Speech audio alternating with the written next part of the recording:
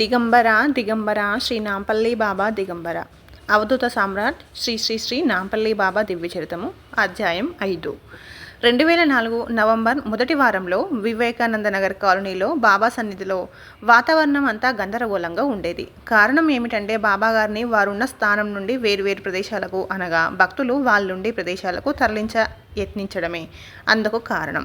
గౌలీపురాలో బాబాగారు ఉండే రోజుల్లో కొందరు భక్తులు అక్కడి నుంచి తరలించే యత్నం చేయడం, బాబా వాళ్ళ యత్నాలు విఫలం చేయడం జరిగింది. ఎట్టకేలకు 23/8 2003న అట్టి యత్నం సఫలం కావడానికి బాబాగారు సహకరించడం, భక్తులు బాబాగారిని శ్రవణ్ కుమార్ బందీఖానా నుండి తప్పించి వివేకానంద నగర్ తరలించగలిగామనుకోవటం పై వాతావరణానికి కారణం అయి ఉండవచ్చు. పై ప్రయత్నాలు చేసే భక్తులలో కొందరు వారి యత్నాలకు కారణం. బాబాగారు వారికి స్వప్నంలో కనిపించి వివేకానంద నగర్ నుండి తరలించమని ఆదేశించినట్లుగా చెప్పడం కూడా జరిగింది. ఏది ఏమైనప్పటికీ బాబాగారు ఆ సదరు భక్తుల యత్నాలేవి సఫలం కానివ్వలేదు. అలాంటి పరిస్థితులలో 6/11 2004 రాత్రి శేషారతి అయిన తర్వాత భక్తులు ఎవరూ ఊహించని విధంగా బాబాగారు శరీరత్యాగం చేశారు. ప్రతి శనివారం లాగానే ఆ రోజు కూడా అంటే 6/11/2004న కూడా అలవాటు ప్రకారం ఆఫీస్ నుండి బయలుదేరి సుమారు రాత్రి 9 గంటల ప్రాంతంలో వివేకానంద నగర్ కాలనీలో నాంపల్లి బాబా గారి సన్నిధికి చేరాను. శేషారతి ప్రారంభించడానికి సిద్ధంగా ఉన్నారు. బాబా కృప వలన నా అదృష్టం కొద్దీ బాబా ఉండే ప్రదేశం నేనుండే కుక్కటపల్లి హౌసింగ్ బోర్డ్ కాలనీకి చాలా దగ్గర అవ్వడం మూలన బాబా వివేకానంద నగర్ కాలనీలో మజిలీ చేసిన 14 నెలల కాలంలో ప్రతి శనివారం నాడు శేషారతికి హాజరు కాగలగడం మహద్భాగ్యంగా భావిస్తాను. ఆ రోజు నేను వెళ్ళేటప్పటికీ బాబాగారు ఏదో శారీరకంగా తీవ్ర అస్వస్థతతో ఉన్నట్లుగా కనిపిస్తున్నారు. అయినప్పటికీ 9 గంటలకు ప్రారంభించి 9:30 గంటల వరకు శేషారతి కార్యక్రమం యథావిధిగా నిర్వహించబడినది. బాబా శారీరక బాధ అనుభవిస్తూ ఉండగా ప్రత్యక్షంగా చూస్తున్న నేను అప్పటి నా మానసిక స్థితిని సరిగ్గా వ్యక్తం చేయలేనని అనుకుంటున్నాను. అవధూతలకే సామ్రాట్టు, వైద్యులకే వైద్యుడు అయిన నాంపల్లి బాబా గారు అలా బాధపడుతూ ఉన్నట్లుగా కనిపిస్తే ఇక నాకు దిక్కెవరు? అటువంటి పరిస్థితులలో ఏం చేయాలో తోచడం లేదు. అక్కడ ఉన్న మిగతా 2-3 భక్తులు డాక్టర్ని తీసుకురావాలని అటూ ఇటూ పరిగెడుతున్నారు. డాక్టర్ వచ్చి చేయగలిగిందేమిటో అర్థం కాక అయోమయ స్థితిలో బాబా సన్నిధిలోనే నేనుండిపోయాను. అంత తీవ్ర అస్వస్థతలో కూడా ఆ క్షణాన బాబాగారు నన్ను అడిగి సిగరెట్ తీసుకుని కొంత కాల్చి కొంత ప్రసాదంగా నాకు ఇచ్చారు. అదే వారు భౌతిక దేహంతో ఉండగా కాల్చిన ఆఖరి సిగరెట్టు. ఆ తర్వాత 5 నిమిషాలలో భక్తులు డాక్టర్ని తీసుకొచ్చారు. డాక్టర్ రాగానే వెల్లకిలా పడుకొని చిన్నగా మూలుగుతున్న బాబాగారు లేచి కూర్చున్నారు. డాక్టర్ బాబా చెయ్యి పట్టుకున్నాడు. ఉన్నట్టుండి బాబా నడుము విరిగిపోయినట్లుగా కూర్చునే ముందుకు పడిపోయారు. ఆ తర్వాత ఇక బాబా తనంతట తానుగా కదలలేదు. భక్తులే బాబాను చేతులతో వెనక్కి జరిపి వెళ్ళకీలా మంచం మీద పడుకోబెట్టవలసి వచ్చింది. అప్పటికి బాబా గారి చేయి పట్టుకుని ఉన్న డాక్టరు చేతిని వదిలి అర్జెంటుగా అపోలో హాస్పిటల్కి తీసుకువెళ్ళమని చెప్పి తాను వెళ్ళిపోయాడు.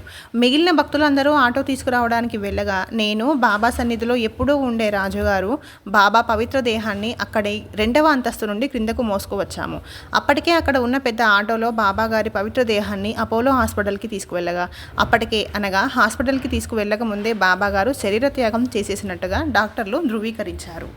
బాబాగారి పవిత్ర దేహాన్ని ఆసుపత్రి నుండి వెనక్కి తీసుకువచ్చి వివేకానంద నగర్ కాలనీలో వారు శరీరత్యాగం చేసిన మంచం మీదే యథావిధిగా ఉంచి అక్కడ ఉన్న 5-6 భక్తులము స్తబ్దమైన మనస్సులతో ఏమి చేయాలో పాలుపోక ఎవరికి తెలిసిన విధంగా వాళ్ళు వాళ్ళ స్నేహితులకు బాబా భక్తులకు ఫోన్ల ద్వారా బాబా మహాసమాధి వార్త అందించడానికి ఉద్యుక్తులమయ్యాము. వార్తను అందుకున్న భక్తులు ఒక్కొక్కరుగా 1 గంట తర్వాత ప్రారంభమై తెల్లవారేసరికి ఆ ప్రాంగణం అంతా నిండిపోయింది. మళ్ళీ మొదలు. అంతకు ముందులాగే మా ప్రాంతానికి బాబాని తరలించాలి అంటూ 4 గ్రూపులుగా భక్తులు విడిపోయి వాళ్ళ యత్నాలు ప్రారంభించారు. అంటే సమాధి ఎక్కడ చేయాలో తేల్చుకోలేక కొందరు మలక్పేట తీసుకువెళ్ళాలంటే, కొందరు రాంపల్లి తీసుకువెళ్ళాలని, మరికొందరు గౌలీపుర తీసుకువెళ్ళాలంటే, మరొక బ్యాచ్ నగరానికి దూరంగా శివనేశ స్వామి వారి ప్రేరణతో నిర్మించబడిన సాయినాథుని మందిర ప్రాంగణానికి తీసుకువెళ్ళాలని తర్జనా భర్జనలు 3 రోజుల పాటు చేస్తూనే ఉన్నారు.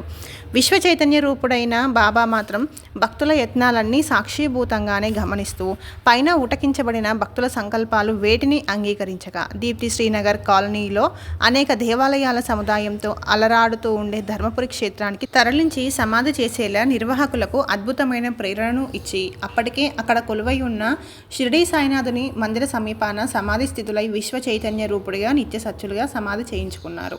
భక్తుల సంకల్పాలు అంగీకరించక అని ఎందుకు ప్రస్తావించవలసి వచ్చిందంటే, శ్రీ సాయినాథుల వారు షిరిడి గ్రామంపై కోపంతో అక్కడి నుండి వెళ్ళిపోయి రుయి గ్రామం వెళ్ళినప్పుడు భక్తాగ్రేసురుడు అయిన శ్రీ మహాల్సపతి భక్తికి సంకల్పానికి అంగీకరించి తిరిగి వచ్చినట్లుగా బాబా చరిత్రలో అందరూ చూచిన విషయమే.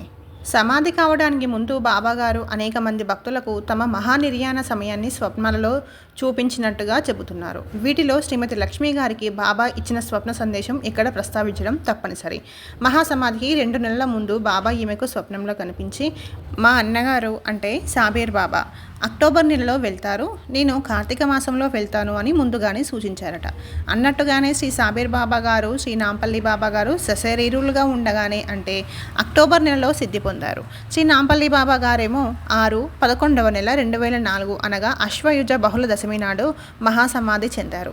ఇలా చెప్పిన సమయం కంటే ముందే బాబా గారు ఎందుకు సమాధి చెందారో అర్థం కాలేదు అంటారు లక్ష్మి గారు. పై సంఘటన చూస్తూ ఉంటే శ్రీ గురు సిద్ధారూఢ స్వామి వారి చివరి మాటలు గుర్తుకు వస్తున్నాయి.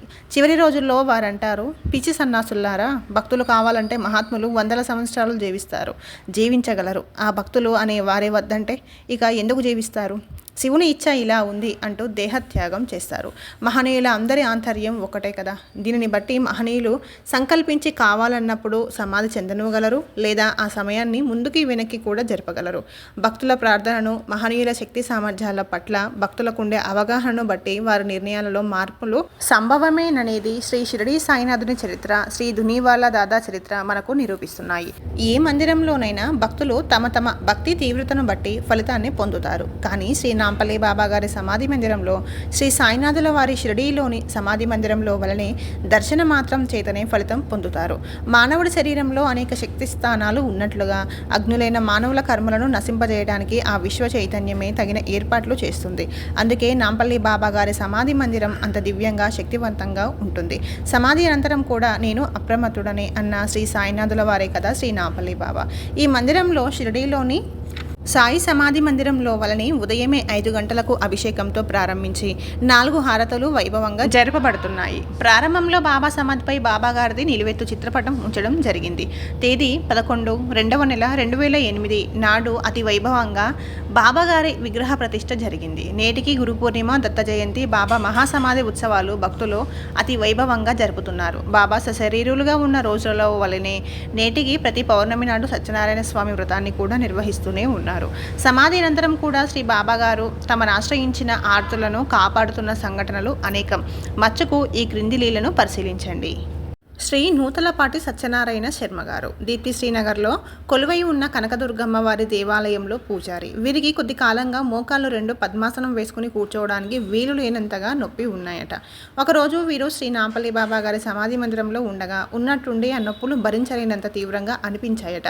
అప్పుడు వీరు బాబాగారి సమాధి వద్ద, బాబా, నా మోకాళ్ళ నొప్పులు తగ్గితే నేను వెండితో రుద్రాక్ష మాలలు కట్టించి సమర్పించుకుంటాను అని మొక్కుకున్నారట. ఆ కరుణమైన దయ వల్ల కొద్ది రోజులలోనే ఆ మోకాళ్ళ నొప్పులు పూర్తిగా తగ్గిపోయాయట. వారు వారి మొక్కు తీర్చుకున్నారు. ప్రస్తుతం బాబాగారి సమాధి మందిరంలో బాబాగారికి అలంకరిస్తున్న రుద్రాక్షమాలలు వీరు సమర్పించినవే. ప్రస్తుతం ఆ మోకాళ్ళ నొప్పులు ఏమీ లేకుండా పద్మాసనం వేసుకొని కూర్చొని జపం చేసుకోగలుగుతున్నాను అంటున్నారు ఈ పూజారి గారు. ఈ విధంగా విశ్వ చైతన్య రూపుడై నిత్యసత్యులై సమాధి స్థితిలో ఉన్న శ్రీ నాంపల్లి బాబాగారి స్మరణ మాత్రంతోనే ఇహ పర బాధలు తొలగించుకున్న భక్తులు కోకొల్లలు. ఆధునిక కాలంలో ఈ దత్తావధూతలందరినీ లోకానికి పరిచయం చేసి శుద్ధమైన ఆధ్యాత్మిక తత్వాన్ని ఆంధ్రదేశానికి, తద్వారా యావత్ మానవాళికి అందజేసిన పరమ పూజ్య శ్రీ ఆచార్య ఎకిరాల భరద్వాజ మాస్టర్ గారు భగవతావతారాలలో ఈ దత్తావతారాలకు ఒక ప్రత్యేకత ఉంది. వారు శరీరగతులుగా లేకపోయినా వారి కృపను, సాన్నిధ్యాన్ని పొందడానికి వారి చరిత్ర పారాయణమే ముఖ్య సాధనంగా తెలియజేస్తారు.